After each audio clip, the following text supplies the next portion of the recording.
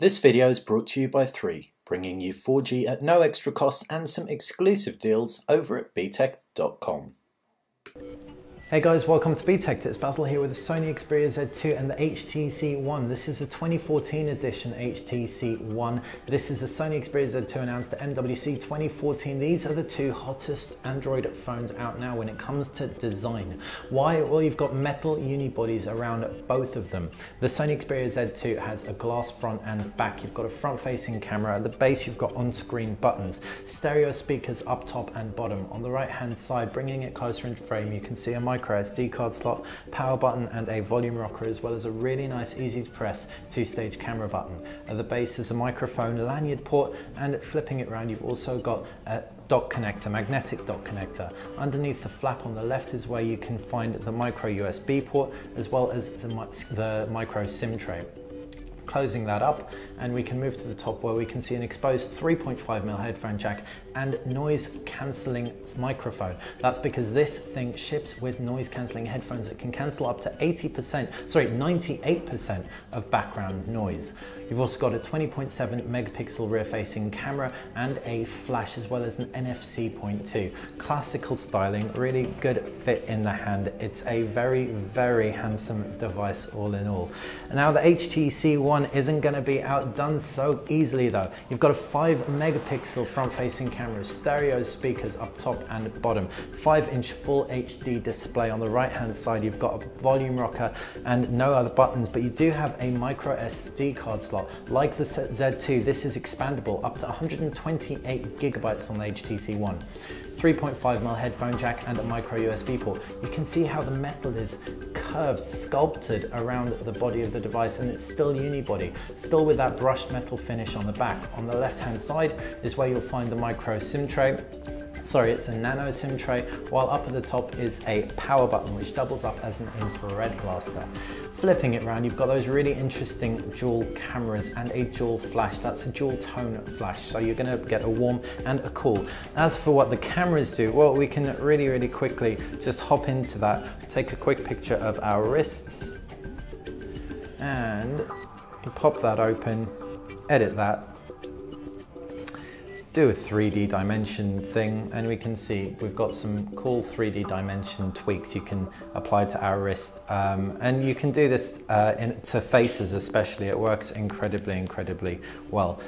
We actually did it with this one earlier and it worked slightly better, so we can jump through to that, show you the 3D dimension plus, and you can see we're actually navigating around our wrist. Looks like it's 3D, but it's actually just a JPEG image that HTC has been very clever with. What we can also do is we can blur out the background, or we can sketch the background and keep the foreground in check, etc. So some really fun stuff you can do. We're going to move on to Sony's imaging prowess later though, so don't worry, Sony's definitely got a few tricks up their sleeve too. We just needed to mention the cameras. Now time to move on to both of these displays though. The HTC One and Sony Xperia Z2 both pack LCD panels, really high quality ones at that, though they are markedly different in terms of the output. What do we mean? Well, if we open up the same image on both of the phones, we can jump out to the gallery here and jump out again. There you go. We can swipe to there, swipe to there. You've actually got more color accurate whites on the HTC One, but they're significantly less saturated when you're holding them side by side. While when you're holding the phone on its own, it looks incredibly punchy.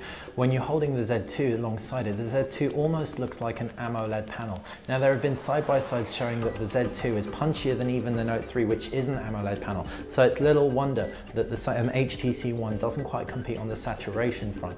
The Z2 also has incredibly pure blacks, which is very good to see. The HTC One, with its better whites and its slightly sharper screen, may be better for things like reading websites and reading ebooks. However, the Sony Xperia Z2, let's just kill that phone.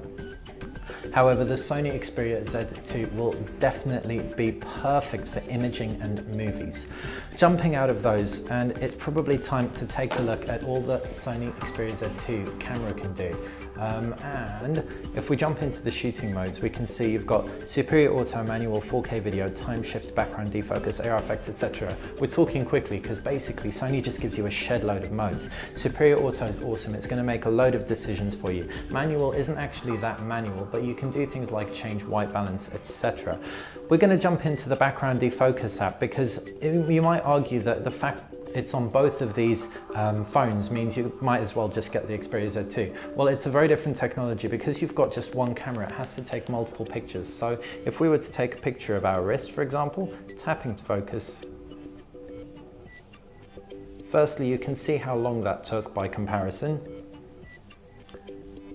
And it's done a good job, but it's a significantly more conscientious effort, and we can tweak the degree to which the background is blurred, and you can't play around with 3D elements, etc. Still extremely good. So if you do like the idea of the Z2, don't be put off. You can still do things like this, but they're just not as easily accessible. Jumping out of that picture, we have to disclaimer, by the way, this is all prototype software on both of these devices, so any glitches will probably come down to that. We can pop open the camera once more and we can show you all the benefits of 4K video on your phone. Now, many people will say there is no point to having 4K video on a phone. That's actually not true, we're gonna say now. So if we, for example, start recording a video of this creative Bluetooth speaker, which we can stop recording a video of. When we actually play back the video, whether we're playing it back on here or on a TV, we can zoom in on the 4K video. This creative Bluetooth speaker, and that carries its clarity through, even throughout the zoom range. So it retains a full HD resolution no matter how much we zoom, to a degree, obviously. So 4K video finally has a purpose on a smartphone. And of course you are future-proofing your memories, as Sony likes to call it. So imaging front, both very good. 1080p video recording, 4 megapixel camera, both digitally image stabilized, no optical image stabilization on either, as opposed to a 20.7 megapixel camera. Don't let those pixels fool you though. The Sony Xperia Z2 generally will only take 8 megapixel images, and those 8 megapixel images are very good indeed. Though it will have more detail, the chances are the HTC One might be better in low light, though we'd need to do a side-by-side comparison in order to give you any firm verdict on the imaging. Other key specs: 3 gigabytes of RAM, 2 gigabytes of RAM. HTC One has a Qualcomm Snapdragon 801 processor clocked at 2.3 gigs or 2.5 gigs in certain Asian markets. Sony Xperia Z2 is just 2.3 gigs, again in a Qualcomm Snapdragon 801 processor. Both of these devices will therefore fly, although the Xperia Z2 may handle multitasking a little bit better. You can also expect LTE connectivity on both, not to mention, as we said, NFC points around the back, Bluetooth 4.0, Wi-Fi Direct, etc. So all in all, two of the best devices on the market. It really is the design of these two that separate them from the crowd, as well as those stereo speakers. Now, just before we go, we did have a little playback of a few songs, and we'll record another video giving you a more in-depth comparison.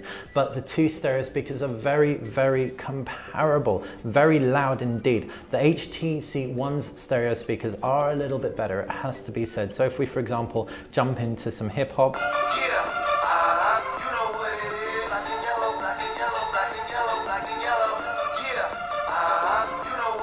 and then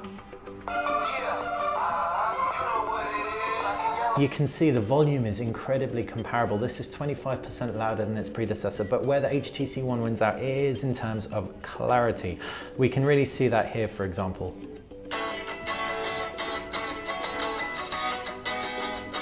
It doesn't sound as tinny as the HTC One before it, but it picks up more clarity than the Sony Xperia Z2, just a bit. So both of these phones, like we said, the two best speaker phones on the scene right now. But the HTC One 2014 or M8, whatever you want to call it, just edges slightly ahead there. So it's a shame the Xperia Z2 held that crown for such a short time. Either way, both of these phones, absolute multimedia powerhouses. Games will be stunning on them, and watching movies on them, an absolute treat. Hopefully you've enjoyed. If you've got any questions about either of these phones, please ping them in the comments section below. I've been Basil with BTech. Make sure you head over to btech.com for the latest in smartphones, tablets, smart gadgets, and some awesome deals. And if you enjoyed this video, click the like button. If you enjoyed the channel in general, make sure you subscribe.